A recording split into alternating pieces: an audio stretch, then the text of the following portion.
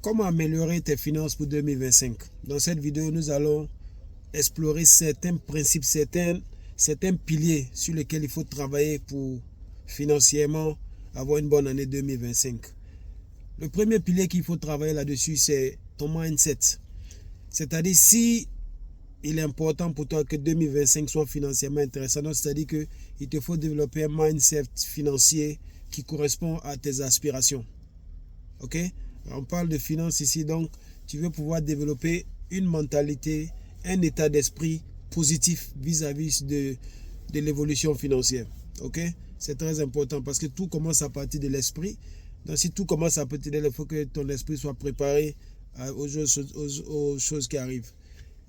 L'autre pilier où je veux que tu essaies de regarder, c'est le pilier de la formation.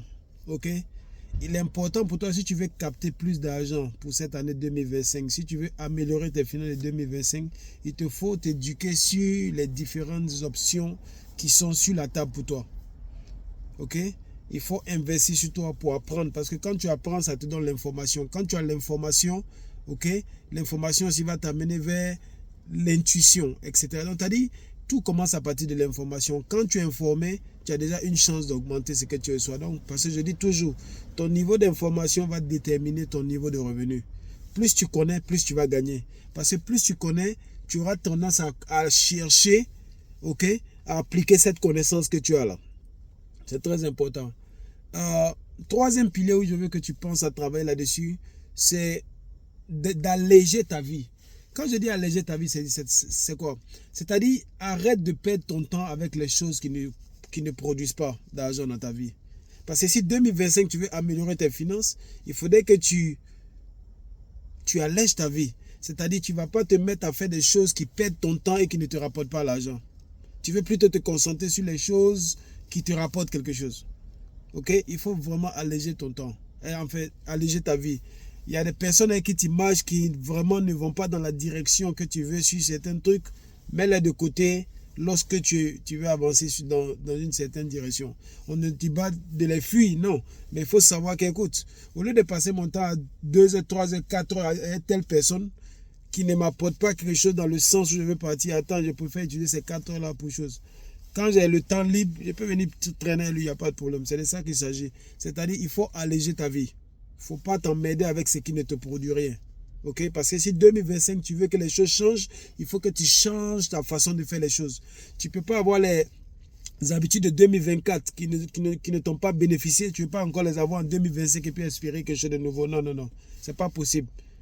Voilà. Si tu veux un changement, tu dois changer aussi des choses dans ta vie. C'est une logique, c'est un principe de vie, ça. Ok.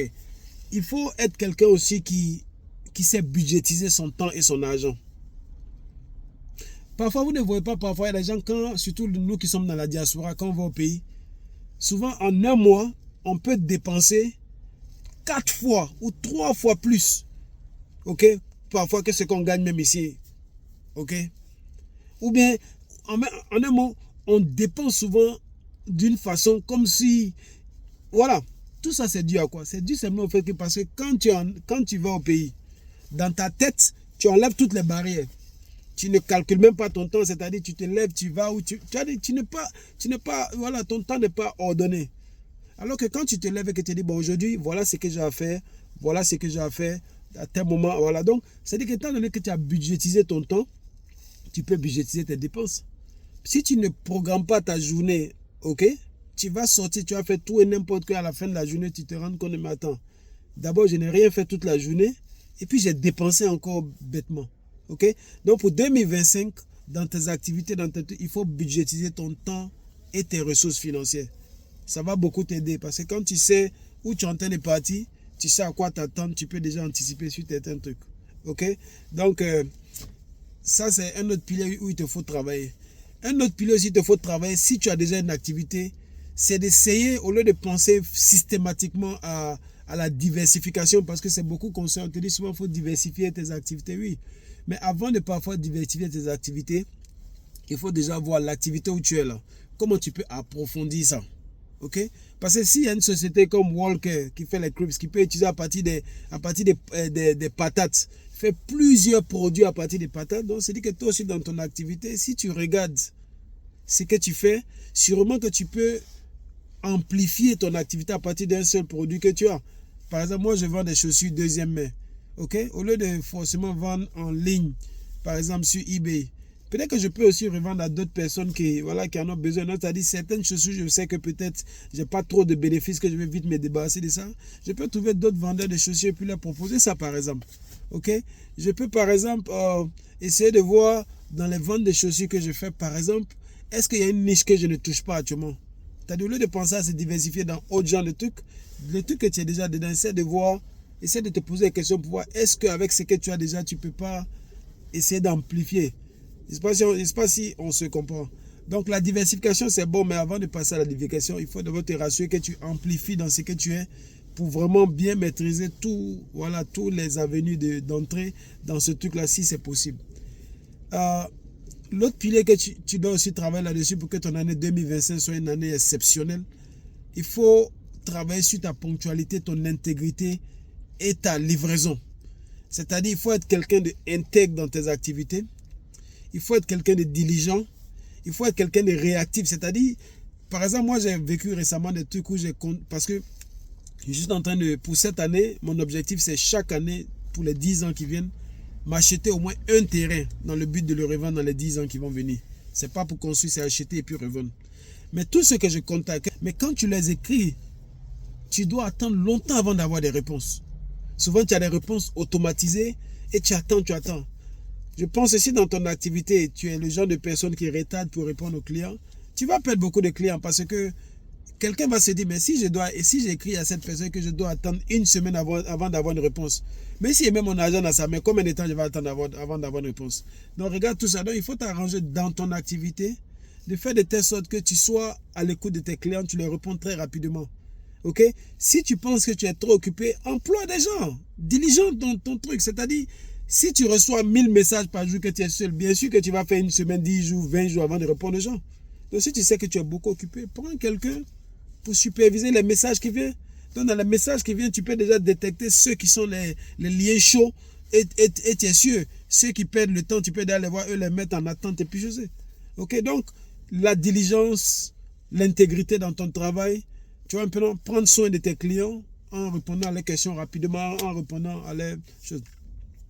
Il faut aussi te concentrer sur, pour créer plus d'argent, il faut te concentrer beaucoup sur les petits fruits, les fruits qui sont à portée de main. Ça veut dire quoi? Parfois, tu veux créer plus d'argent, mais tu es en train de chercher des gros deals, tu es en train de chercher des gros business. Alors qu'au moins, tu es en train de chercher des gros business, tu es en train de passer sur des business où tu peux même arrêter comme ça, cueillir.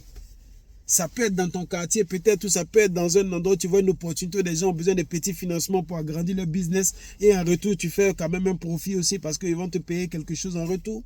Ça peut être des petits business que les gens négligent, que toi, tu regardes et puis tu améliores, par exemple. Donc, il faut te concentrer sur les petits business que les gens négligent là.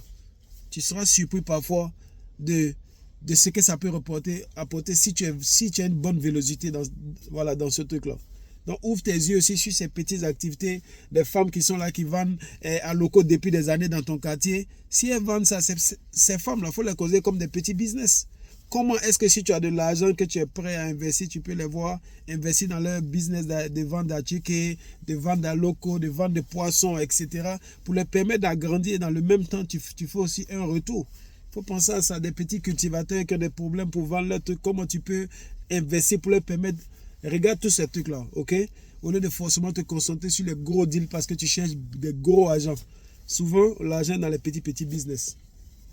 Troisièmement, il faut beaucoup te concentrer sur les pauvres. Ceux qu'on appelle pauvres, c'est un thème que j'aime pas, mais ceux qui sont au bas de l'échelle. Si tu as vu ma vidéo que j'ai fait, ceux-là sont les gens qui dépensent beaucoup d'argent. Donc, essaie de voir quel produit tu peux amener devant ces gens-là. Parce que ce sont ces gens-là qui dépensent beaucoup. Eux qui ont déjà l'argent, là, ils sont très malins avec l'argent. Ils ne dépensent pas l'argent comme ça. Ils réfléchissent 2-3 fois. Mais ceux qui sont dans la zone d'instabilité, là, eux, ils ne réfléchissent pas beaucoup. C'est-à-dire ils ont besoin des choses tout le temps. Toi, tu mets ça à leur disposition. Tu vas te faire de l'argent.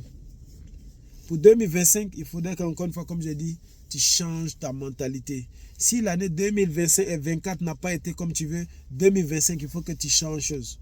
Ok? Il faut que tu changes tes habitudes. Il faut que tu changes ton entourage. Il faut que tu changes tes façons de faire les choses pour pouvoir espérer que 2025 soit intéressant. Et aussi pour 2025, apprends à compter sur toi-même. Parce que quand tu apprends à compter sur toi-même, tes choses avancent plus vite. Apprends à compter sur toi-même pour pouvoir avancer tes trucs. Ok? N'espère pas, n'attends pas quelque chose de quelqu'un. Si c'est que quelqu'un peut te donne, tant mieux.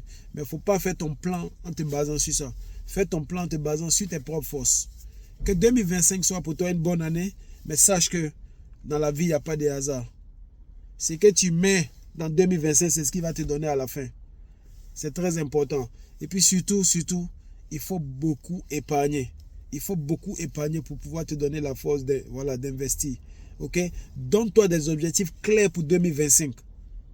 Des objectifs à court terme et jusqu'à la fin de l'année. C'est-à-dire des objectifs par semaine, par mois et jusqu'à la fin de l'année. Pour que tu puisses vraiment savoir dans quelle direction tu es en train de partir. Moi, par exemple, simplement, pour cette année, un de mes objectifs, ok, c'est de payer au moins un terrain. Mais qu'est-ce que je fais pour ça? Je me suis donné des petits exercices. Donc, tous les jours, je me suis promis que je vais épargner 15 livres. Et à la fin de l'année, ça devait me donner 4 500. Ça peut payer un terrain quelque part dans le but de le vendre dans 10 ans.